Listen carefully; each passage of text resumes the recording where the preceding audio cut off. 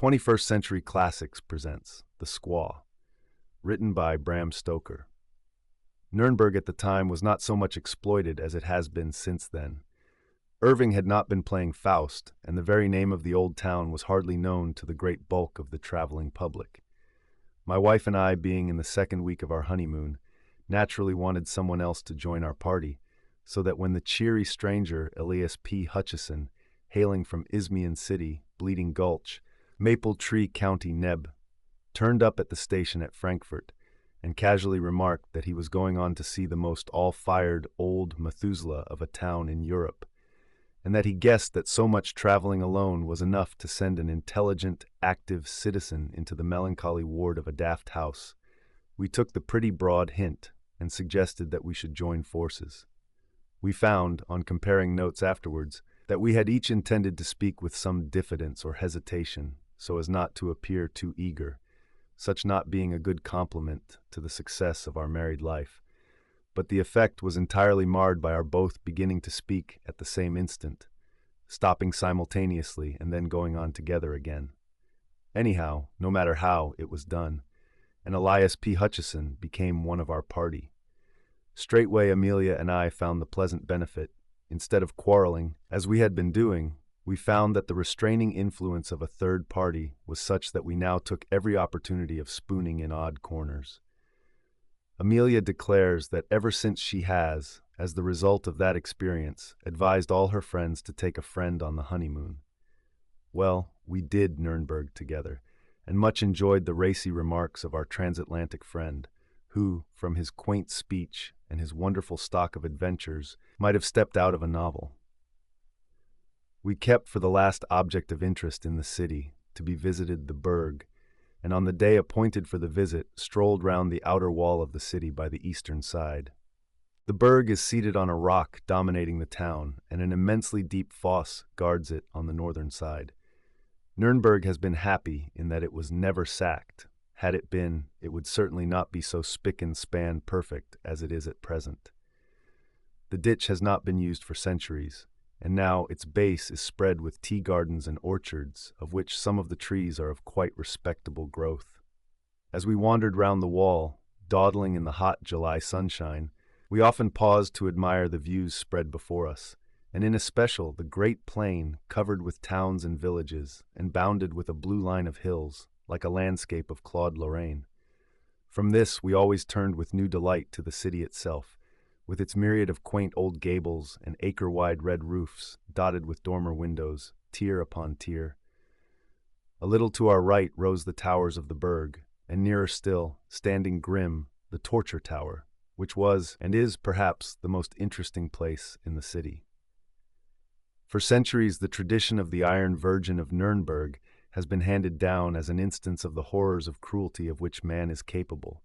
We had long looked forward to seeing it, and here at last was its home. In one of our pauses we leaned over the wall of the moat and looked down. The garden seemed quite 50 or 60 feet below us, and the sun pouring into it with an intense, moveless heat like that of an oven. Beyond rose the gray, grim wall seemingly of endless height, and losing itself right and left in the angles of bastion and counterscarp. Trees and bushes crowned the wall, and above again towered the lofty houses on whose massive beauty time has only set the hand of approval. The sun was hot, and we were lazy. Time was our own, and we lingered, leaning on the wall. Just below us was a pretty sight, a great black cat lying stretched in the sun, whilst round her gambolled prettily a tiny black kitten. The mother would wave her tail for the kitten to play with, or would raise her feet and push away the little one as an encouragement to further play. They were just at the foot of the wall, and Elias P. Hutcheson, in order to help the play, stooped and took from the walk a moderate-sized pebble. "See," he said, "I will drop it near the kitten, and they will both wonder where it came from." "Oh, be careful," said my wife. "You might hit the dear little thing." "Not me, ma'am," said Elias P. "Why, I'm as tender as a Maine cherry tree. Lord bless ye, I wouldn't hurt the poor pooty little critter more'n I'd scalp a baby. And you may bet your variegated socks on that. See, I'll drop it fur away on the outside so's not to go near her." Thus saying, he leaned over and held his arm out at full length and dropped the stone. It may be that there is some attractive force which draws lesser matters to greater, or more probably that the wall was not plump but sloped to its base, we not noticing the inclination from above, but the stone fell with a sickening thud that came up to us through the hot air, right on the kitten's head, and shattered out its little brains then and there. The black cat cast a swift upward glance, and we saw her eyes like green fire fixed an instant on Elias P. Hutcheson, and then her attention was given to the kitten, which lay still with just a quiver of her tiny limbs, whilst a thin red stream trickled from a gaping wound. With a muffled cry, such as a human being might give, she bent over the kitten, licking its wounds and moaning. Suddenly she seemed to realize that it was dead, and again threw her eyes up at us. I shall never forget the sight, for she looked the perfect incarnation of hate. Her green eyes blazed with lurid fire, and the white, sharp teeth seemed to almost shine through the blood which dabbled her mouth and whiskers. She gnashed her teeth, and her claws stood out stark and at full length on every paw. Then she made a wild rush up the wall as if to reach us, but when the momentum ended fell back, and further added to her horrible appearance, for she fell on the kitten, and rose with her black fur smeared with its brains and blood. Amelia turned quite faint, and I had to lift her back from the wall. There was a seat close by in shade of a spreading plane tree, and here I placed her whilst she composed herself. Then I went back to Hutcheson, who stood without moving looking down on the angry cat below. As I joined him, he said, "Wall, I guess that air the savagest beast I ever see, 'cept once when an Apache squaw had an edge on a half-breed what they nicknamed Splinters, 'cause of the way he fixed up her papoose, which he stole on a raid, just to show that he appreciated the way they had given his mother the fire torture. She got that kinder look so set on her face that it just seemed to grow there. She followed Splinter's more'n 3 year till at last the braves got him and handed him over to her. They did say that no man, white or Injun, had ever been so long a-dying under the tortures of the Apaches. The only time I ever see her smile was when I wiped her out. I came on the camp just in time to see Splinters passing his checks, and he wasn't sorry to go either. He was a hard citizen, and though I never could shake with him after that papoose business, for it was bitter bad, and he should have been a white man, for he looked like one, I see he had got paid out in full. Dern me, but I took a piece of his hide from one of his skinnin' posts and had it made into a pocketbook. It's here now," and he slapped the breast pocket of his coat. Whilst he was speaking, the cat was continuing her frantic efforts to get up the wall. She would take a run back and then charge up, sometimes reaching an incredible height. She did not seem to mind the heavy fall which she got each time, but started with renewed vigor, and at every tumble her appearance became more horrible. Hutcheson was a kind-hearted man. My wife and I had both noticed little acts of kindness to animals as well as to persons, and he seemed concerned at the state of fury to which the cat had wrought herself. "Wall, now," he said, "I do declare that poor critter seems quite desperate. There, poor thing, it was all an accident, though that won't bring back your little one to you. Say, I wouldn't have had such a thing happen for 1,000. Just shows what a clumsy fool of a man can do when he tries to play. Seems I'm too darned slipper-handed to even play with a cat. Say, Colonel, it was a pleasant way he had to bestow titles freely. I hope your wife don't hold no grudge against me on account of this unpleasantness. Why, I wouldn't have had it occur on no account."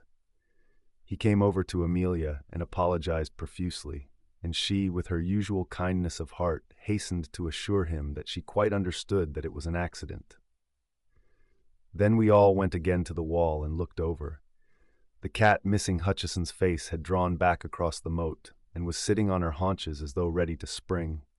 Indeed, the very instant she saw him she did spring, and with a blind, unreasoning fury, which would have been grotesque, only that it was so frightfully real.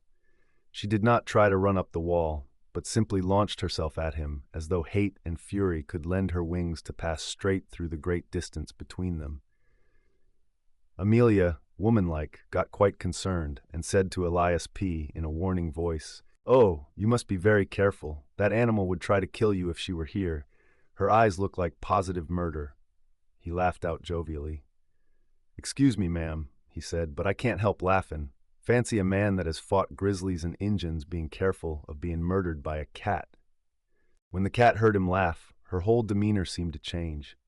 She no longer tried to jump or run up the wall, but went quietly over, and sitting again beside the dead kitten began to lick and fondle it as though it were alive. "See," said I, "the effect of a really strong man. Even that animal in the midst of her fury recognizes the voice of a master and bows to him." "Like a squaw," was the only comment of Elias P. Hutcheson as we moved on our way round the city fosse. Every now and then we looked over the wall and each time saw the cat following us. At first she had kept going back to the dead kitten, and then as the distance grew greater, took it in her mouth and so followed. After a while, however, she abandoned this, for we saw her following all alone. She had evidently hidden the body somewhere. Amelia's alarm grew at the cat's persistence, and more than once she repeated her warning. But the American always laughed with amusement, till finally, seeing that she was beginning to be worried, he said, "I say, ma'am, you needn't be skeered over that cat. I go heeled, I do." Here he slapped his pistol pocket at the back of his lumbar region. "Why, sooner'n have you worried, I'll shoot the critter right here and risk the police interfering with a citizen of the United States for carrying arms contrary to regulations." As he spoke, he looked over the wall, but the cat, on seeing him, retreated with a growl into a bed of tall flowers and was hidden. He went on, "Blessed if that critter ain't got more sense of what's good for her than most Christians. I guess we've seen the last of her. You bet she'll go back now to that busted kitten and have a private funeral of it, all to herself."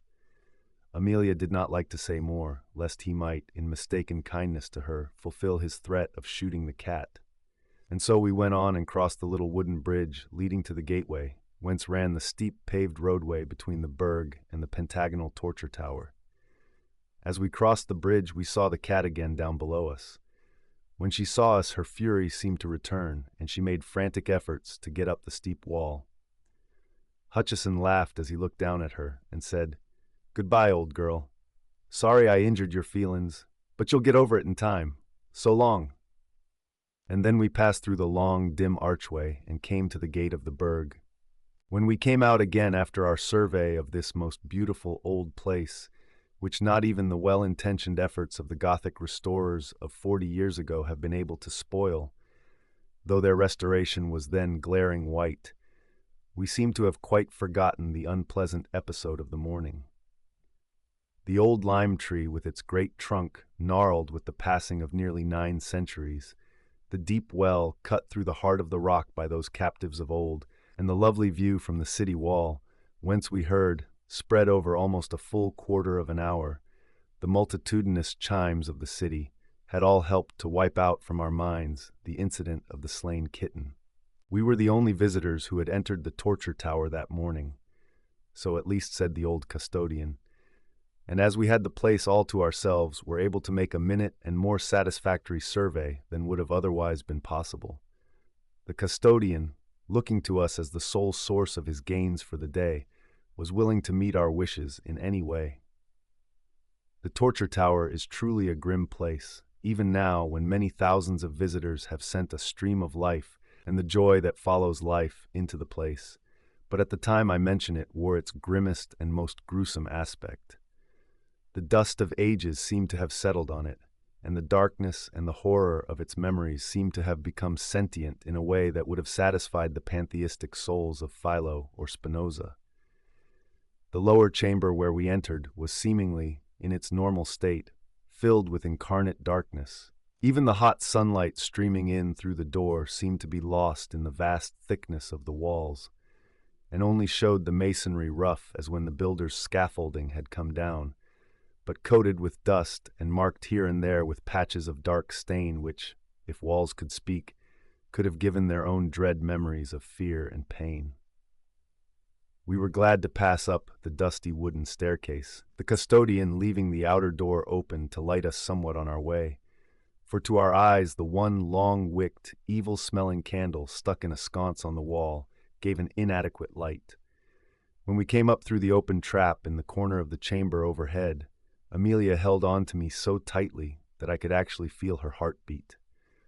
I must say for my own part that I was not surprised at her fear, for this room was even more gruesome than that below. Here there was certainly more light, but only just sufficient to realize the horrible surroundings of the place. The builders of the tower had evidently intended that only they who should gain the top should have any of the joys of light and prospect. There, as we had noticed from below, were ranges of windows, albeit of medieval smallness, but elsewhere in the tower were only a very few narrow slits, such as were habitual in places of medieval defense. A few of these only lit the chamber, and these so high up in the wall that from no part could the sky be seen through the thickness of the walls.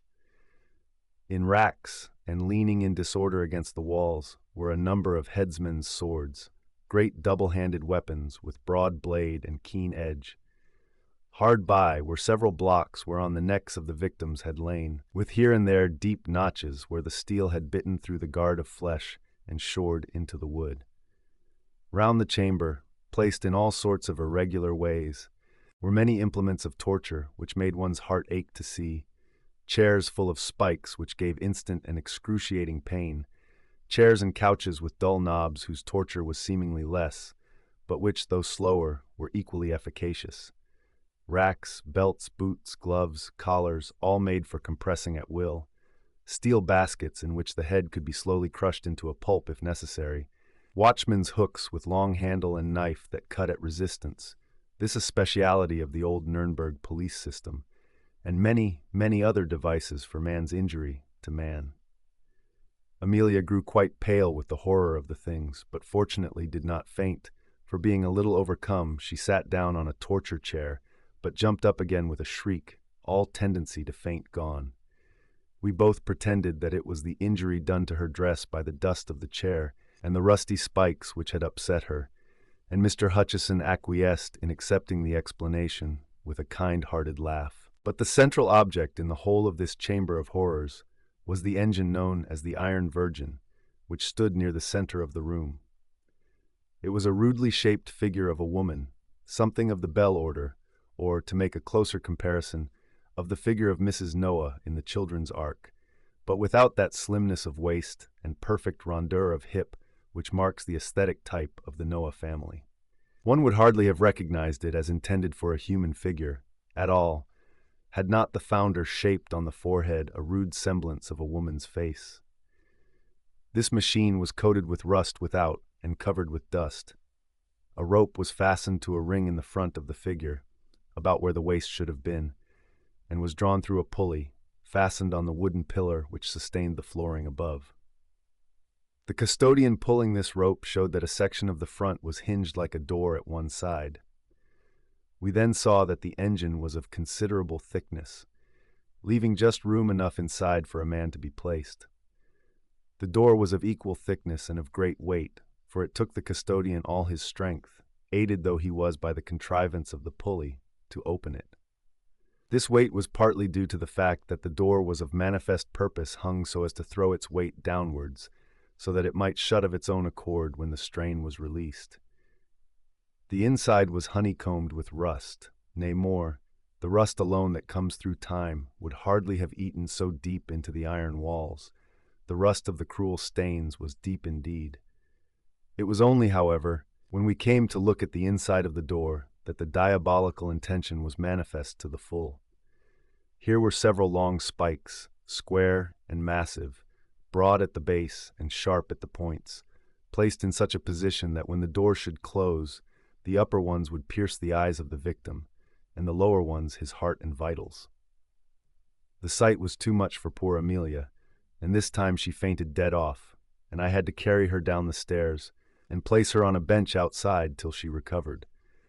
That she felt it to the quick was afterwards shown by the fact that my eldest son bears to this day a rude birthmark on his breast, which has, by family consent, been accepted as representing the Nuremberg Virgin.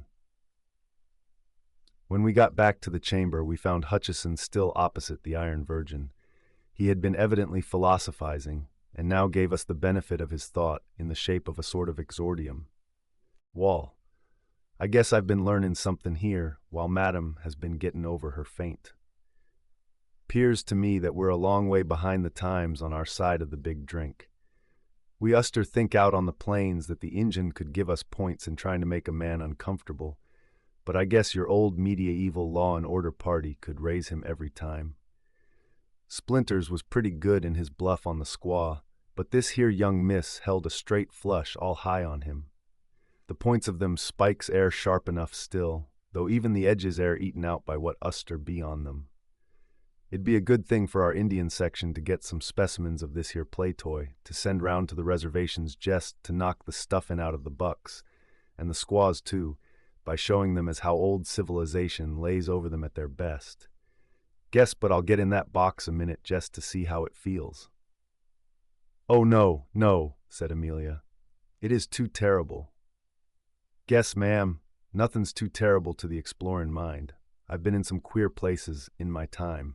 Spent a night inside a dead horse while a prairie fire swept over me in Montana Territory, and another time slept inside a dead buffler when the Comanches was on the warpath, and I didn't care to leave my card on them. I've been 2 days in a caved-in tunnel in the Billy Bronco gold mine in New Mexico, and was one of the 4 shut up for 3 parts of a day in the caisson, what slid over on her side when we was setting the foundations of the Buffalo Bridge.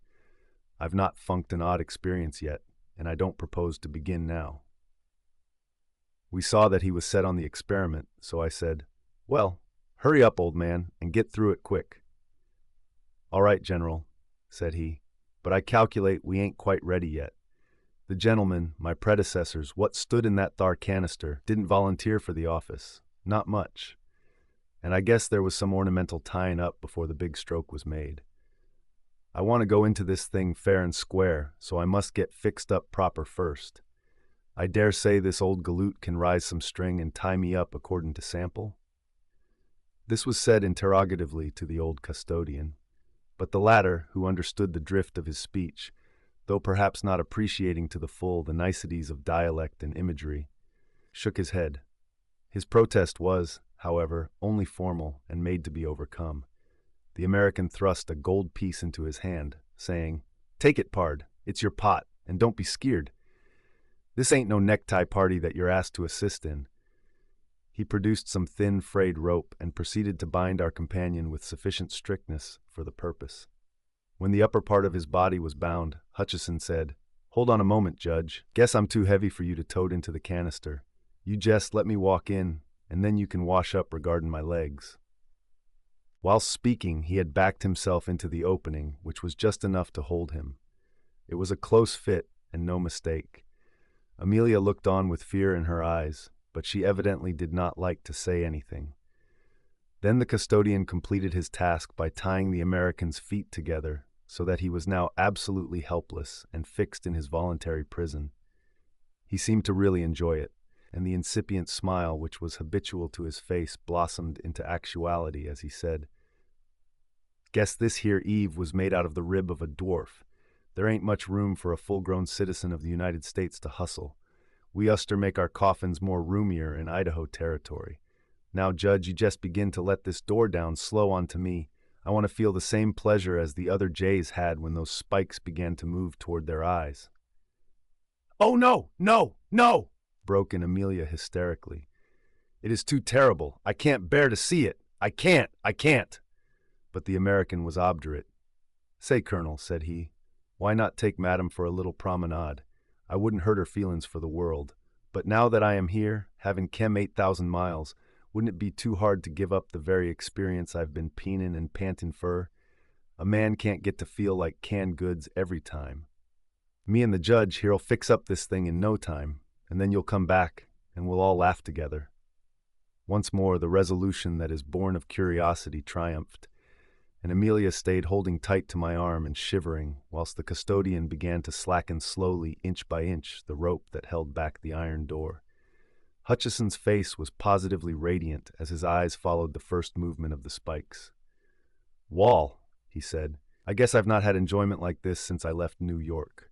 Bar a scrap with a French sailor at Wapping, and that warn't much of a picnic neither. I've not had a show for real pleasure in this dod-rotted continent, where there ain't no bars nor no Injuns, and where nary man goes heeled. Slow there, Judge. Don't you rush this business. I want a show for my money this game. I do."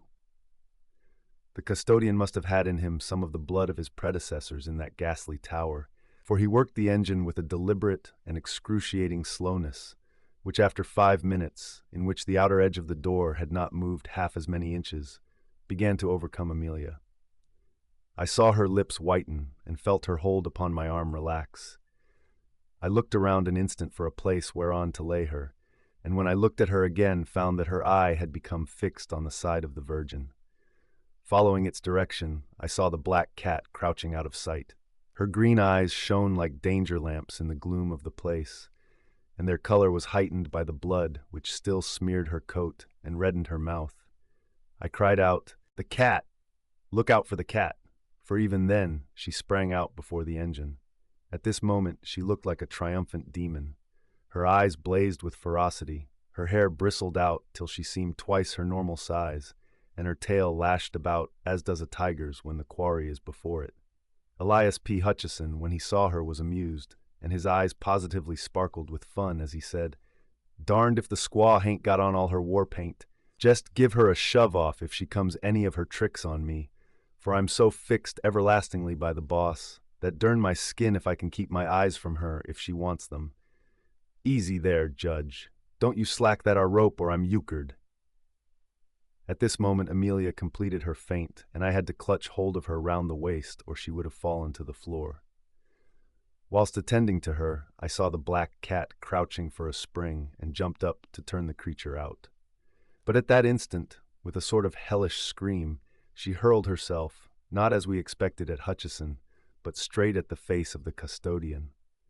Her claws seemed to be tearing wildly as one sees in the Chinese drawings of the dragon rampant, and as I looked, I saw one of them light on the poor man's eye and actually tear through it and down his cheek, leaving a wide band of red where the blood seemed to spurt from every vein. With a yell of sheer terror which came quicker than even his sense of pain, the man leaped back, dropping as he did so the rope which held back the iron door. I jumped for it, but was too late, for the cord ran like lightning through the pulley block, and the heavy mass fell forward from its own weight. As the door closed, I caught a glimpse of our poor companion's face. He seemed frozen with terror. His eyes stared with a horrible anguish as if dazed, and no sound came from his lips. And then the spikes did their work. Happily, the end was quick, for when I wrenched open the door, they had pierced so deep that they had locked in the bones of the skull through which they had crushed, and actually tore him, out of his iron prison, till, bound as he was, he fell at full length with a sickly thud upon the floor, the face turning upward as he fell. I rushed to my wife, lifted her up and carried her out, for I feared for her very reason if she should wake from her faint to such a scene. I laid her on the bench outside and ran back. Leaning against the wooden column was the custodian moaning in pain whilst he held his reddening handkerchief to his eyes. And sitting on the head of the poor American was the cat, purring loudly as she licked the blood which trickled through the gashed socket of his eyes. I think no one will call me cruel because I seized one of the old executioner's swords and shore her in two as she sat. Thanks for watching. If you like this recording, please like the video and comment below what book you want to hear next. Also, be sure to subscribe so you don't miss out on any of our upcoming audiobooks.